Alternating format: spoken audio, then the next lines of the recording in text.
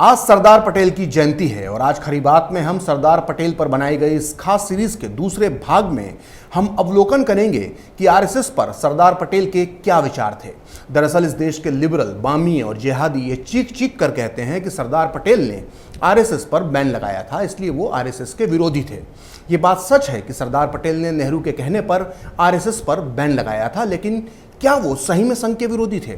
आज खरी बात में तथ्यों, तर्कों और सबूतों के साथ मैं आपको बताऊंगा कि सरदार पटेल आरएसएस को एक देशभक्त संगठन मानते थे।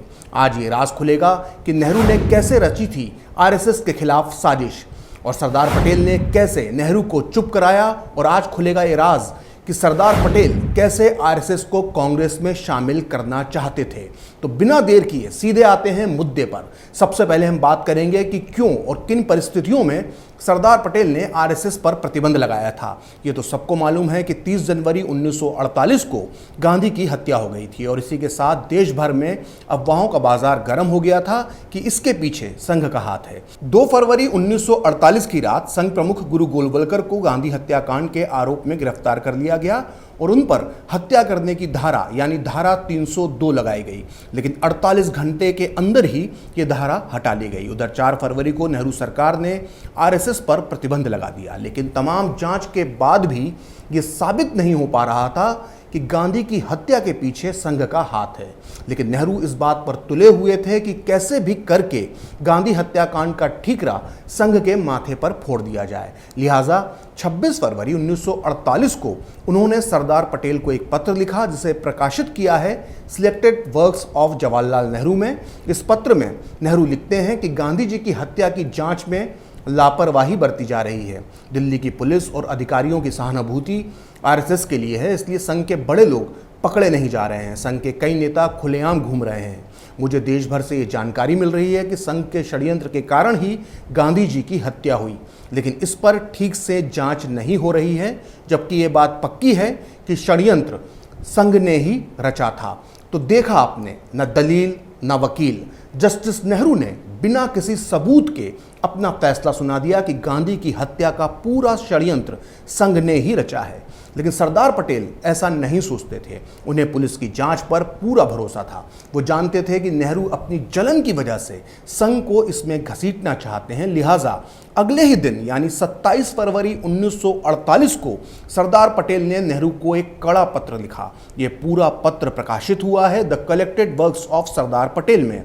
इस संग्रह में सरदार पटेल के लिखे अब तक के सारे पत्र मौजूद हैं और इन्हें संकलित किया है भारत के महान पत्रकार दुर्गा दास ने। सरदार पटेल ने नेहरू को जवाब देते हुए लिखा था, मैं करीब करीब रोज बापू की हत्या के मामले में चल रही जांच पर व्यक्तिगत तौर पर नजर रख रहा हूं। इसमें कोई शक नहीं है कि आरएसएस का इस हत्याकांड से कोई संबंध नहीं है। जांच में पता चला है कि यह षड्यंत्र सिर्फ 10 लोगों तक सीमित था, जिनमें से 2 को छोड़कर सब पकड़े जा चुके हैं। गांधी हत्याकांड में कई सूचनाएं हमें गुमनाम सूत्रों से प्राप्त होती हैं, जिनकी जांच होने पर उनमें से 90% झूठी पाई जाती हैं। जब हम गुमनाम सूचनाओं पर संघ वालों को पकड़ते हैं तो केंद्र तथा राज्य सरकार पर यह आरोप लगता है कि हम निर्दोष लोगों को जेल में ठूस रहे हैं। मैं इस निष्कर्ष पर पहुंचा हूं कि बापू की हत्या का षड्यंत्र उतना व्यापक नहीं था जितना कि माना जा रहा है। यह सिर्फ चंद मुट्ठी भर लोगों का काम है। सरदार पटेल ने जो कहा था वो एकदम सही साबित हुआ। गांधी हत्याकांड में संघ के खिलाफ कोई सबूत नहीं मिला।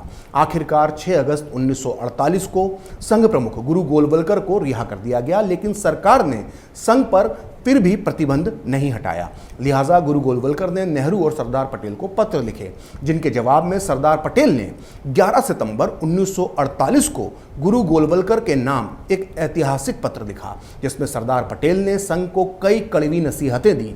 लेकिन इस पत्र में सबसे चौंकाने वाली बात यह थी कि सरदार पटेल ने सीधे सीधे गुरु गोलवलकर को यह कहा कि वो आरएसएस का कांग्रेस में विलय कर दें। सरदार पटेल ने लिखा था कि मैं एक बार फिर आपसे आग्रह करूंगा कि आप मेरे जयपुर और लखनऊ में कही गई बात पर ध्यान दें।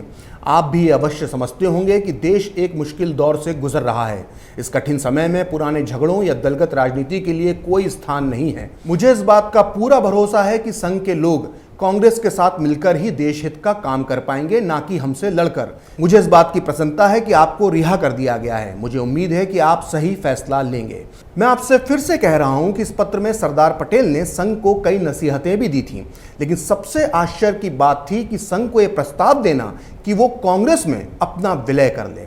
ऐसे में सवाल उठता है कि अगर संघ सही में इतना सांप्रदायिक संगठन है जैसा कि लेफ्ट, लिबरल, कांग्रेसी और जिहादी दावा करते हैं, तो फिर सरदार पटेल ऐसे संगठन को कांग्रेस में शामिल क्यों करना चाहते थे? अगर संघ गांधी की हत्या में शामिल था जैसा नेहरू के चेले चपाटे आज भी मानते हैं, तो फिर गांधी के अनन्य भक्त सरदार पटेल गांधी के हत्यारे संगठन को कांग्रेस में क्यों शामिल करना चाहते थे?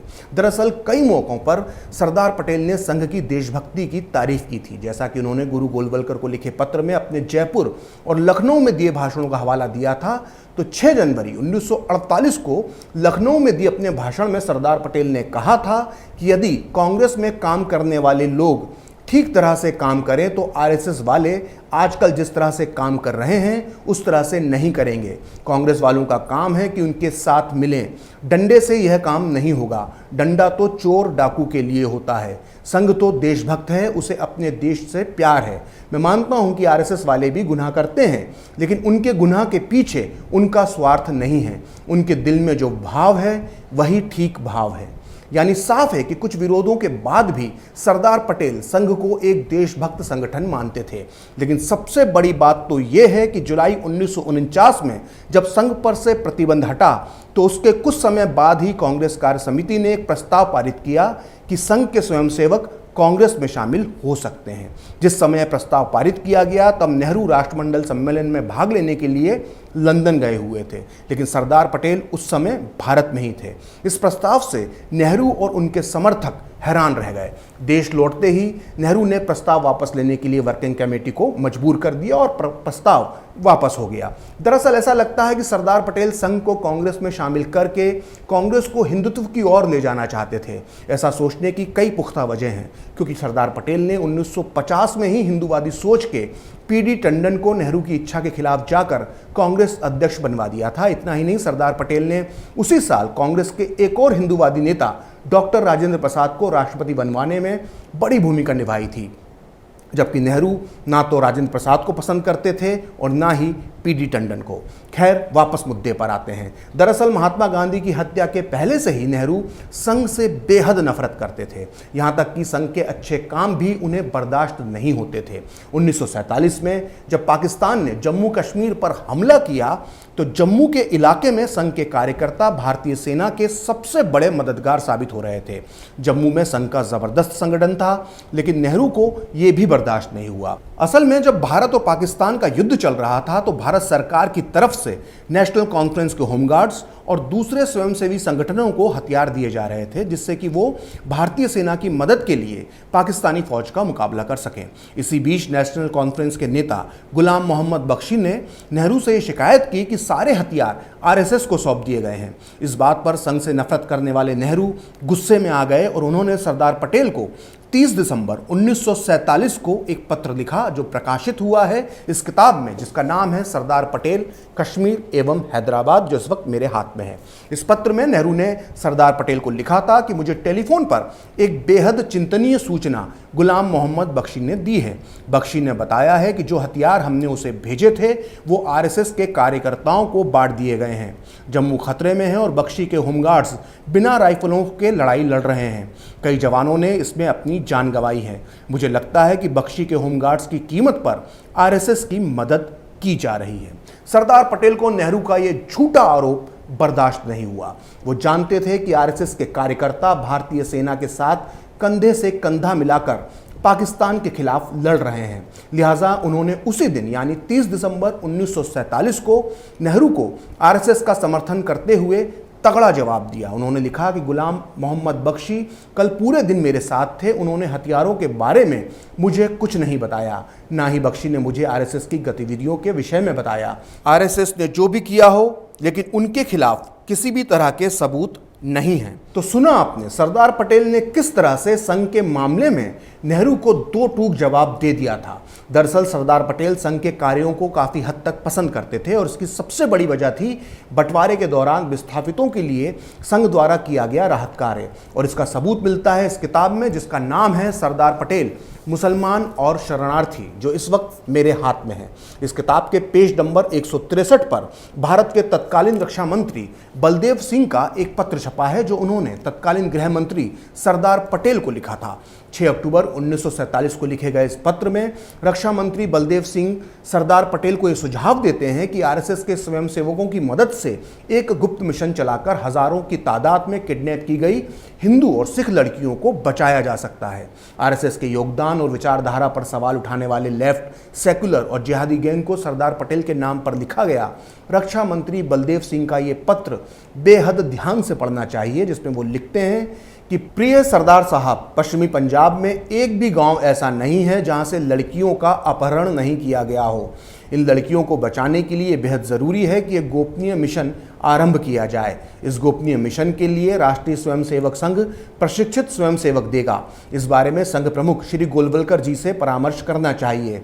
मुझे खुशी होगी यदि आप इस गंभीर मुद्दे पर विचार करेंगे। सोचिए, इतनी बड़ी सेना और पुलिस के होने के बाद भी देश के रक्षा मंत्री बलदेव सिंह देश के गृह मंत्री सरदार पटेल को यह सुझाव दे रहे हैं कि किडनैप की गई लड़कियों को बचाने के लिए आरएसएस की मदद ली जाना चाहिए। जाहिर है, संघ की इस शक्ति और सेवा भाव के बारे में सरदार पटेल को भी पूरी जानकारी थी, इसलिए वो कई मौकों पर आरएसएस को एक देशभक्त संगठन बता चुके थे।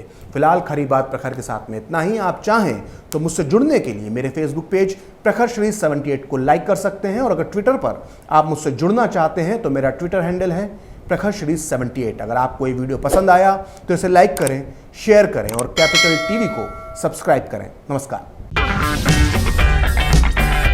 अगर आपको हमारा वीडियो पसंद आया हो तो इसे लाइक करें, हमारे चैनल को सब्सक्राइब करें और हाँ, बेल आइकन दबाना ना भूलें, ताकि आप तक हमारे वीडियो की नोटिफिकेशन पहुंचती रहे। आप अपना सुझाव हमें कमेंट बॉक्स में दे सकते हैं। हमारे साथ जुड़ने के लिए शुक्रिया।